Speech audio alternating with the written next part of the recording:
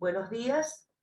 La clase de hoy va a estar destinada a la fase final de todo lo que hemos venido trabajando durante el año, que es el cierre del proceso de evaluación psicológica. Eso tiene dos partes: la entrevista de devolución de información y, en el caso de que tuviéramos un derivante, el informe psicológico.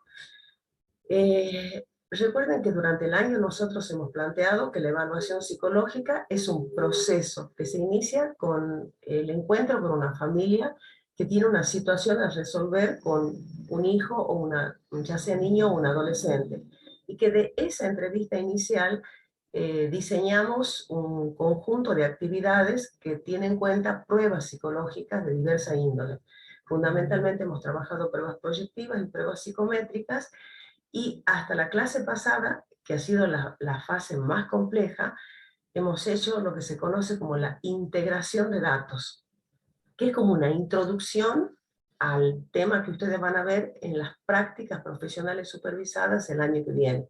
Es decir, que acá hay una introducción que ustedes el año próximo van a tener 40 horas dedicadas a eso.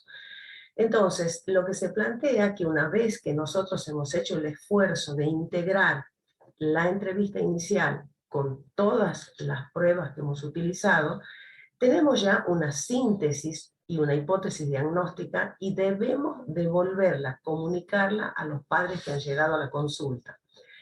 Por eso se llama entrevista de devolución de información. Bien, entonces, esa entrevista de devolución de información es el cierre del proceso. Lo que yo les quiero plantear es una piedra angular tan importante como la entrevista inicial. ¿Por qué decimos eso? Porque los padres, cuando llegan, nos brindan una información, diríamos, desordenada, la que pueden darnos, y es la tarea nuestra la de haber integrado y articulado con un sentido lógico, a partir de nuestros conocimientos de la evaluación psicológica, de nuestros conocimientos de la psicología del curso vital y de nuestro conocimiento de la psicopatología del desarrollo. Esos son los soportes que tiene ese proceso. Por eso que yo les señalo acá que esa información que nosotros le vamos a dar en una sesión es integrada y está organizada. Esa es la diferencia de aquella información que recibimos el primer día cuando nos conocimos.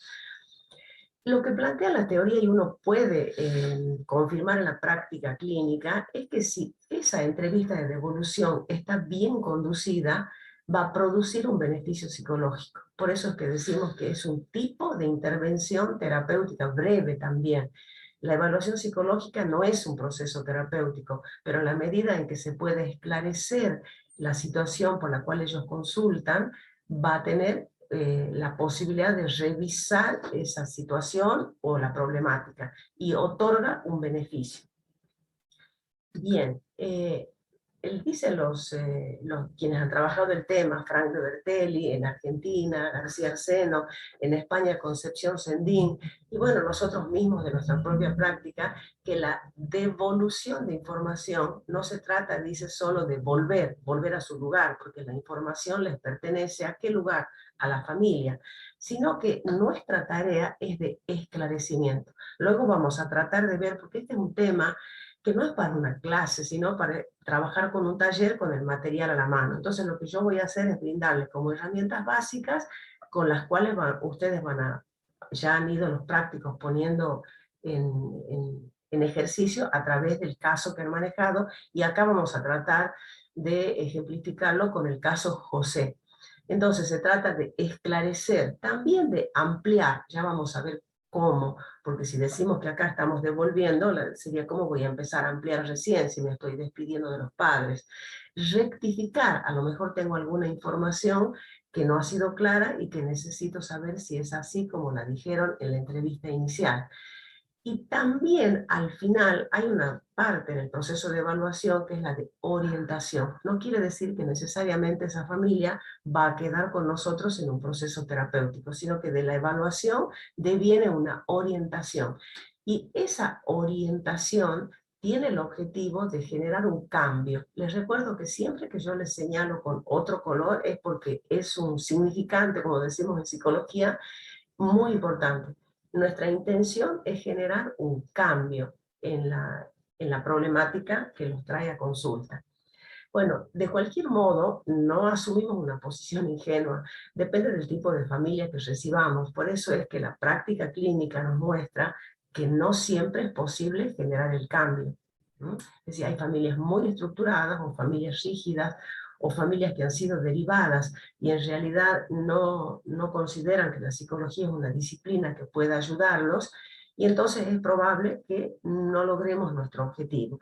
Pero en términos generales, si está bien conducido el proceso y fundamentalmente esta etapa de cierre, es posible generar el cambio.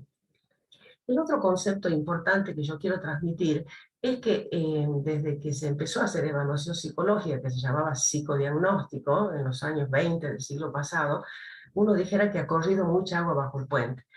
En aquel momento se pensaba, como se pensó también en la medicina, en la relación médico-paciente, que el médico o el psicólogo está investido de un conocimiento y que el consultante está sumido en la ignorancia. Y hoy, ya en el campo de la evaluación, que ha sido impactada por desarrollos de otras áreas, como son los enfoques sistémicos, por ejemplo, se habla de que la relación no es asimétrica. Asimétrica quiere decir que el psicólogo tiene una posición de jerarquía por el conocimiento y los padres desconocen por qué tiene estos síntomas. Se habla de una relación más bien simétrica, en el sentido de que es dialógica. Las familias que llegan a la consulta, salvo que estén muy perturbadas, que también las hay, tienen una hipótesis, conocen a los hijos, vienen con un supuesto y muchas veces necesitan que nosotros lo confirmemos.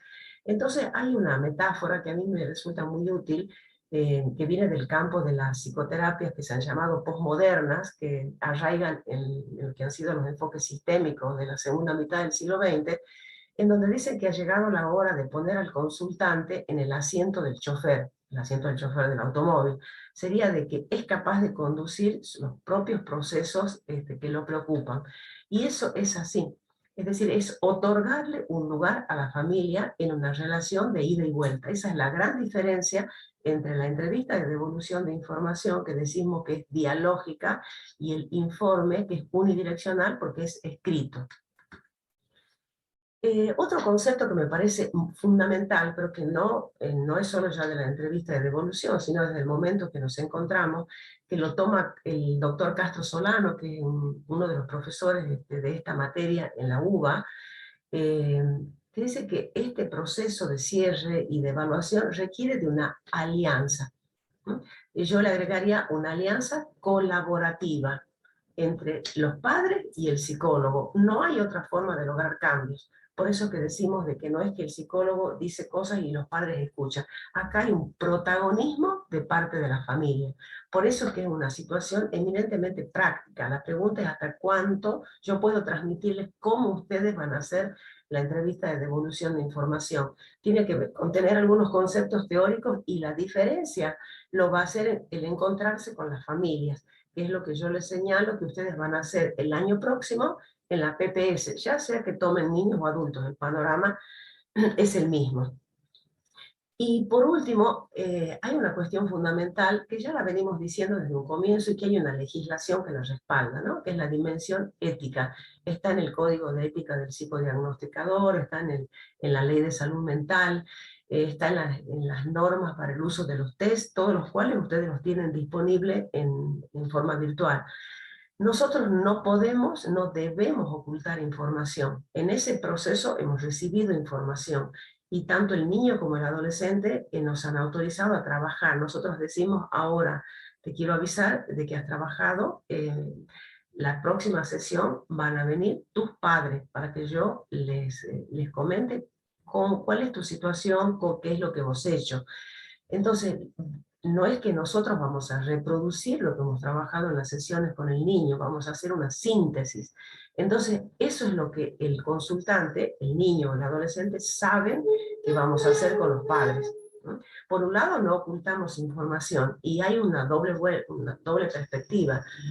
Hay un secreto profesional porque hay detalles que son propios de la situación de consulta con el niño o el adolescente. No sé si soy clara. No podemos ocultar información, tenemos que transferir a los padres, devolver datos, pero en forma sintética, y desde una perspectiva disciplinar, no tomando conceptos centrales o mostrando protocolos. Bien, entonces lo que hemos hecho hasta acá es definir qué es la entrevista de devolución de información. Es decir, volver al consultante la información que nos ha sido dada en el momento de la entrevista inicial. Vamos a mirar ahora dos aspectos de esta clase. Los objetivos que nos proponemos y a continuación algunos lineamientos generales de cómo las vamos a conducir. Los objetivos tienen que ver con los tres interesados en esta relación, que son los padres que nos han venido a ver, el hijo por el cual consultan y nosotros mismos como profesionales. Entonces, hay algunos objetivos que son compartidos para los padres y para los hijos, pero que están puestos en la literatura en forma separada, y yo he respetado ese criterio para que a ustedes les sea más sencillo cuando vayan a mirar lo que plantean también otros autores. ¿Qué es lo que nosotros nos proponemos? En primer lugar, que los padres logren un insight, decimos, ¿no?, de la problemática, que si tengan un registro, el insight es mirar hacia adentro, que tengan un registro de la problemática. Si han venido en forma espontánea, ya lo tienen de algún modo. Nuestro mayor problema es cuando son derivados, ¿no? Entonces hay algunos eslogans que están hoy en boga, como se dice, bueno, ahora por cualquier cosa, pero lo derivan, los profesores se desentienden de los chicos, todos tienen que ir al psicólogo. Bueno, eso habla de que los padres no tienen registro del vínculo entre algunos comportamientos de ellos y los síntomas de los hijos. Y esa es nuestra tarea. Por eso es que decimos que si está bien conducido va a producir un beneficio. De lo contrario, no va a ser en vano. Y también que puedan modificar la percepción que tienen del hijo. En términos generales, nosotros observamos, hay distintas familias. Hay familias, por ejemplo, vamos a ver que queremos estudiar las defensas que tienen los padres, decimos la negación. Dicen, nosotros somos una familia como todas, y bueno, Juan es un adolescente como todos, de manera que es rebelde, es como cualquier chico. Pero hay otros que yo digo son como un libro de quejas, te van a mostrar todos los aspectos disfuncionales. No estudia, no ordena el cuarto, no comparte con nosotros, tiene problemas con los chicos. Es decir, tienen una visión, decimos nosotros, muy devaluada del hijo. Entonces, nuestra tarea es poder modificar con datos concretos la percepción que tienen de ese chico. ¿A partir de qué criterio? De que, salvo los casos graves que los hay, en términos generales, nosotros tenemos dimensiones de la organización psicológica conservadas o saludables. Recuerden eso, esos son los términos con los que nos hemos conocido en el mes de abril, que no todo lo que nos consultan, o no toda la organización psicológica es del orden de lo clínico y de lo psicopatológico, y que siempre nosotros cuando devolvemos información, ya vamos a ver, empezamos por las variables saludables. En ese sentido, y sobre las bases de datos empíricos, vamos a tratar de modificar la percepción, ¿no? Es decir, qué es aquello que está conservado y qué es aquello disfuncional que necesitamos modificar.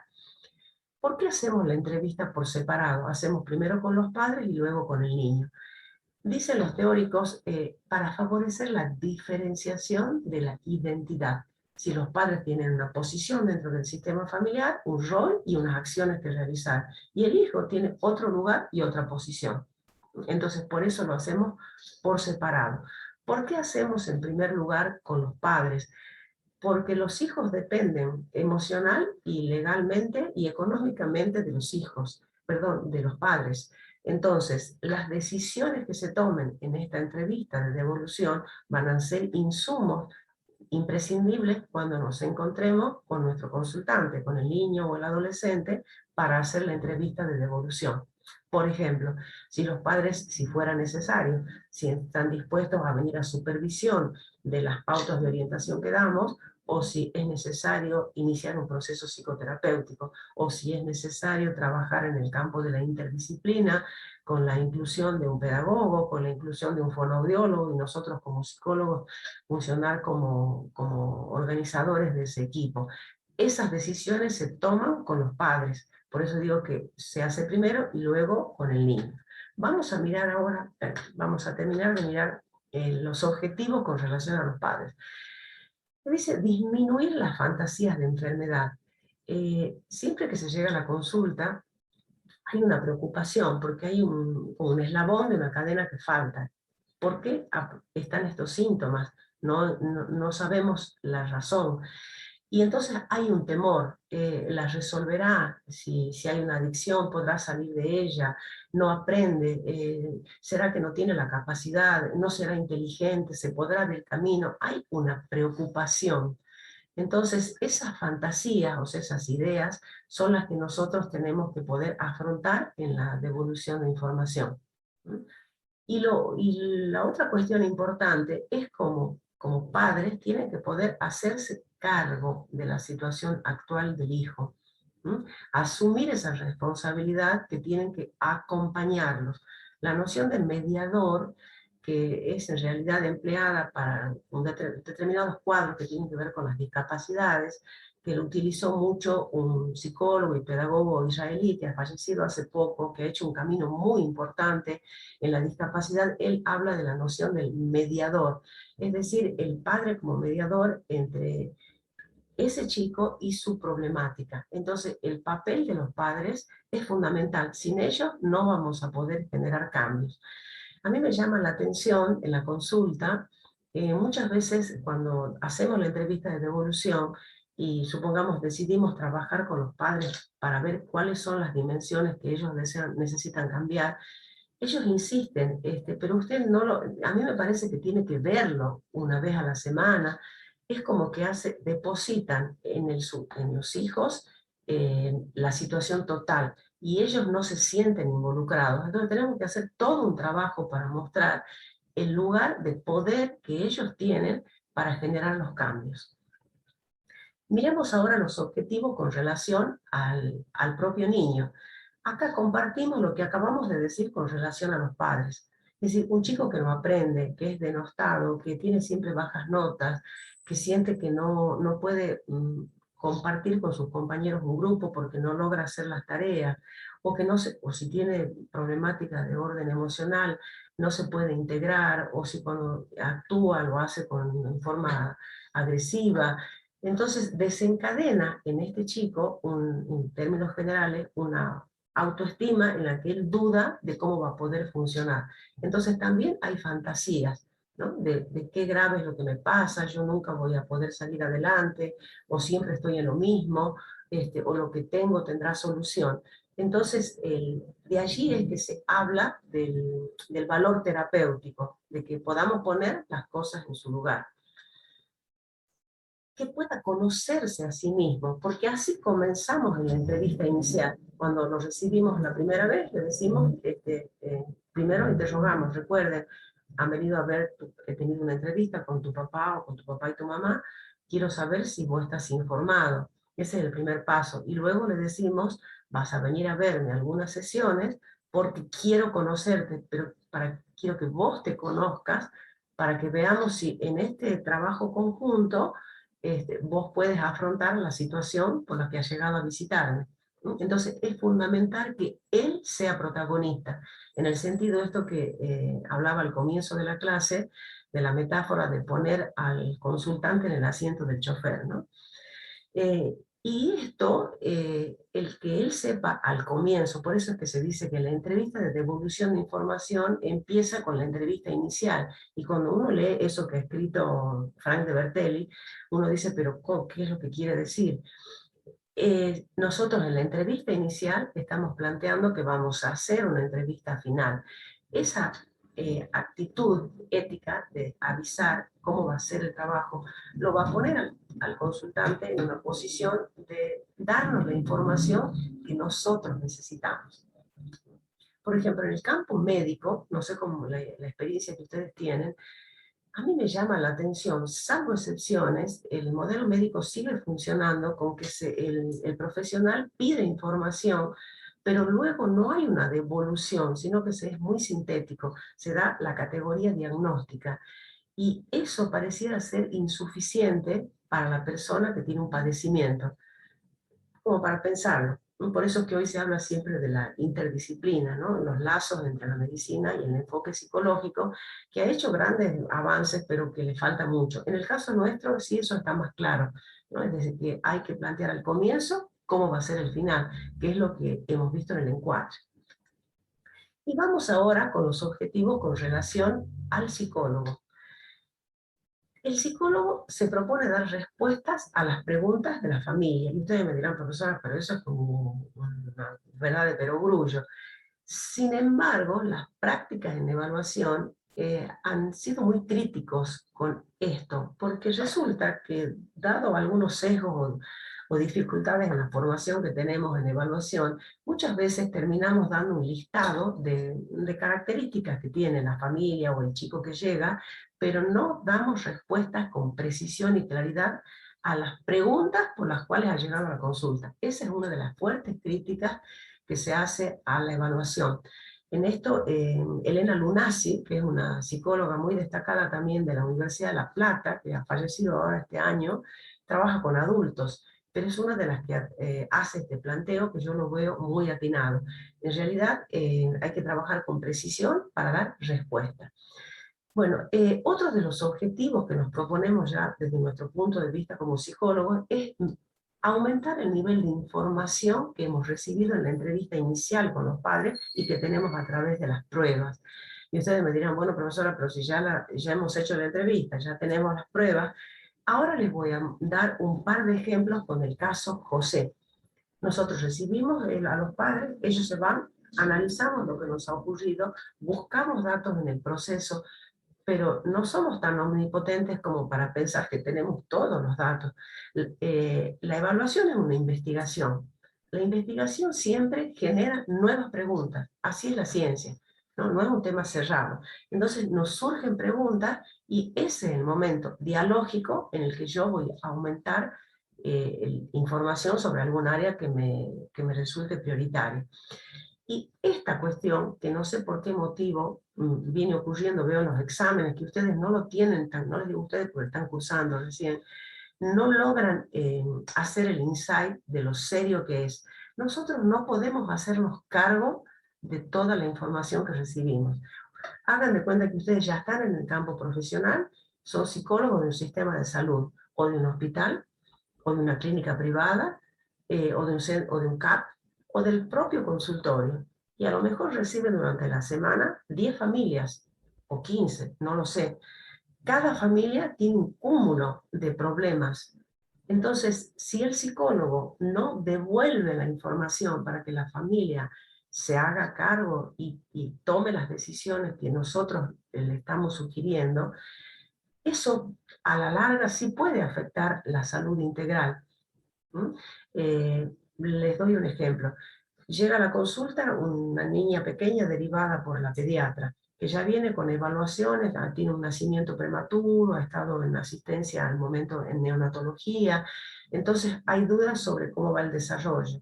Sin embargo, en la evaluación neuropsicológica, con el informe con el que llega, aparecen en todas las áreas como del desarrollo normal, y en el área del desarrollo cognitivo, que es la que aparece como algo deprivado. Sin embargo, en la entrevista que uno realiza con los padres, a nivel cualitativo, llaman la atención una serie de indicadores que nos ponen en la pista de que acá puede instalarse un cuadro que no es entre las categorías leve, moderado y grave, no es leve. Entonces, el psicólogo tiene que poder trabajar con la familia para explicitar eso. De lo contrario, corre el riesgo de pensar, bueno, si no explicito, porque ellos, por ejemplo, que el psicólogo piense que contratransferencialmente, que la familia se va a angustiar demasiado si uno hace una hipótesis que se vislumbra una posibilidad de una discapacidad cognitiva, corremos el riesgo de hacernos cargo de una información que no corresponde. Debemos poder, en forma dosificada, que es lo que vamos a ver en la segunda parte de la clase, poder explicitarlo. Entonces, en síntesis, el psicólogo no puede hacerse cargo de la información y no devolverla a la familia. Yo querría ejemplificar, para que no sea algo teórico, abstracto, esto de la necesidad que nosotros tenemos de incrementar información. Nosotros hemos trabajado en las clases de los lunes, porque con los profesores en los prácticos han trabajado con otros casos, con el caso José. Sé que para ustedes es complicado porque vienen con distintas materias y distintos casos, pero yo, vamos a hacer como un cable a tierra. Hemos estado trabajando con una familia en donde José es un adolescente de 12 años que vive con la madre y el abuelo paterno. La abuela materna ya ha fallecido y no se conoce al papá, al padre biológico. Nunca han convivido, pero en la entrevista inicial hay datos que son los que yo les digo de que necesitamos completar. Hay una información de que José no tiene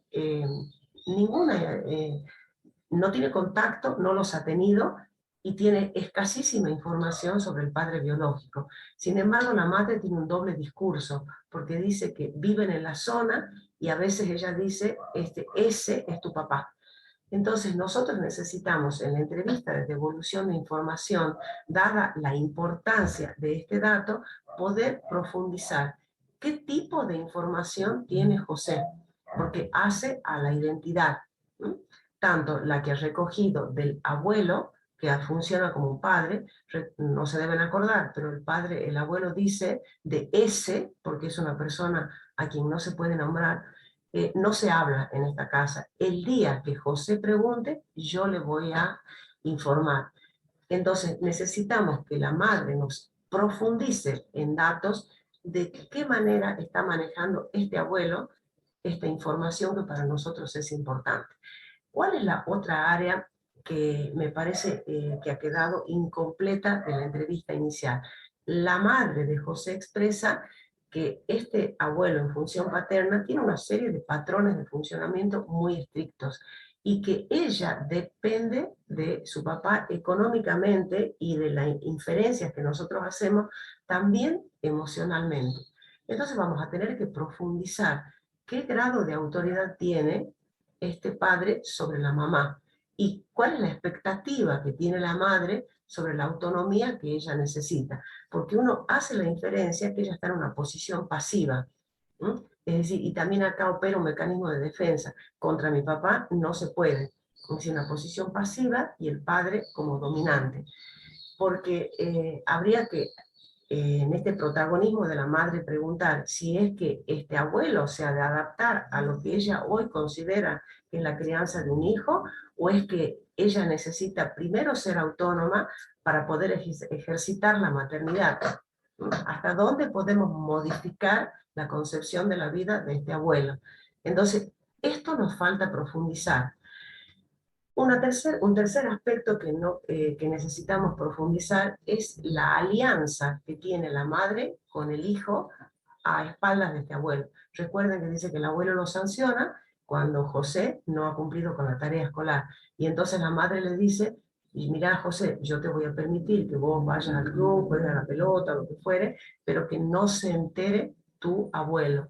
Entonces tenemos que ver qué posición, por qué ella funciona así, porque nosotros sabemos que este tercero excluido va a seguir generando síntomas. Bueno, con esto, ¿qué quiero señalar? De que necesitamos en esa entrevista de devolución de información, a partir de otro concepto que es la jerarquización de datos, preguntar sobre estas cuestiones que nos parecen relevantes. Vamos entonces a trabajar ahora la última parte de nuestra clase de devolución, que es la técnica. Bueno, entonces tenemos aquí estas preguntas sobre las cuales vamos a funcionar. ¿Quién la realiza? La realiza el psicólogo. Ustedes me dirán, profesora, ¿quién más?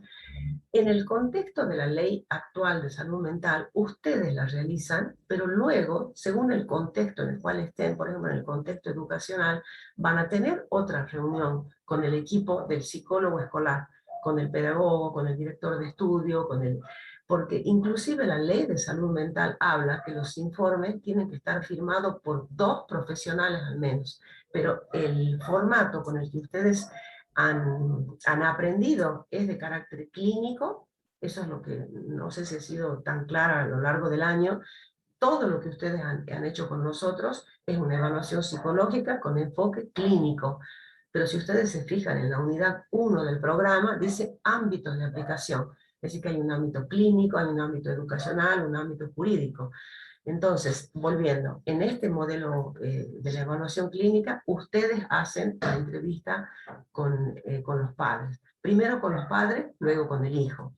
Cuando se consulta por un niño es más sencillo.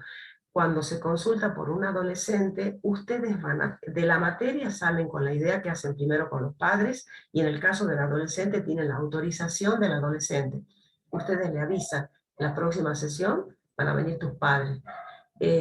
Según las circunstancias, podría ser que puedan tener una primera entrevista con el adolescente, pero como ustedes están haciendo una formación de base, esto otro que les digo, según las circunstancias de una especialización o de la PPS, nos vamos a mantener de que el adolescente tiene que estar informado, y esa es la dimensión ética como un dispositivo que sostiene la tarea, porque si nosotros como psicólogos no la mantenemos, sí nos puede crear problemas y podemos, entre comillas, perderlo al adolescente, que no quiera venir más porque hemos transgredido una pauta.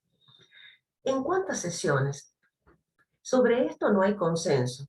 De nuevo, en esta formación de base, la entrevista de devolución es una. Hay que hacer un esfuerzo de síntesis, pero hay distintas modalidades, de distintas perspectivas, según los profesionales, lo que nos hace pensar que la práctica es la que manda, tanto por los sistemas de salud, la de las obras sociales, que no permiten el alargamiento excesivo de un proceso de evaluación, como las listas de espera en los servicios públicos, o el costo en las prácticas privadas, y las urgencias que nosotros tenemos que afrontar en la consulta, les diría que me permiten asegurarles que la entrevista de devolución es una. A partir de allí hay una serie de variantes que ustedes, si se dedican a la evaluación y con una formación más refinada, irán tomando decisiones. Bueno, esta pregunta, si conviene, les acabo de contestar. Bien, vamos a entrar entonces ahora a ver cómo vamos a manejar esa entrevista de devolución. En primer lugar, dice Walter Klopfer, que es el que trabaja sobre el informe psicológico, que esa información que nosotros damos tiene que ser comprensible. Es decir, que el lenguaje que nosotros utilizamos esté ajustado al tipo de familia que recibimos, por un lado, al nivel sociocultural, y en segundo lugar, nunca, bajo ningún concepto, independiente del nivel socioeconómico y cultural, utilizar códigos de teorías. Les doy dos ejemplos. De la teoría psicoanalítica, el Edipo ha sido desgastado en un grado extremo. El concepto de trauma, ni hablemos. Y en el caso nuestro, de las teorías de Agenbach, el concepto de la orientación interpersonal internalizante o externalizante, hay que traducirla. Yo no le puedo decir que es internalizante, le diré que es tímido, es retraído, que tiene tendencia a no tomar el liderazgo, a no actuar en forma espontánea, que necesita estimulación. Es decir, que el lenguaje tiene que ser comprensible. La otra cuestión es que tiene que ser jerarquizada. Ahora les voy a dar un ejemplo con el caso José. Nosotros generamos en el proceso de evaluación un cúmulo de información. Ustedes han advertido con esa tabla tan compleja de integración de datos que vimos en la unidad anterior. No podemos hablar en la entrevista de devolución de toda esa información, sino que la vamos a seleccionar. Ahora les voy a mostrar un ejemplo con el caso José. Y dosificada, porque no podemos dar una información que genere una angustia. Por eso es que decimos que tenemos que tener en cuenta el grado de insight, el nivel de defensa. Si ustedes están frente a un cuadro que tiene una gravedad, no podemos comenzar la entrevista de devolución, sino que tenemos que tener, con nuestra atención flotante, ver cómo vamos a ir por pasos. Por eso que también se dice que la cantidad de información y la dosificación tiene que ver con otra cuestión, y es si esta familia hoy se despide de nosotros con una orientación, o si va a continuar en otro proceso de intervención terapéutica. Bueno, vamos a hacer una pequeña interrupción técnica y continuamos.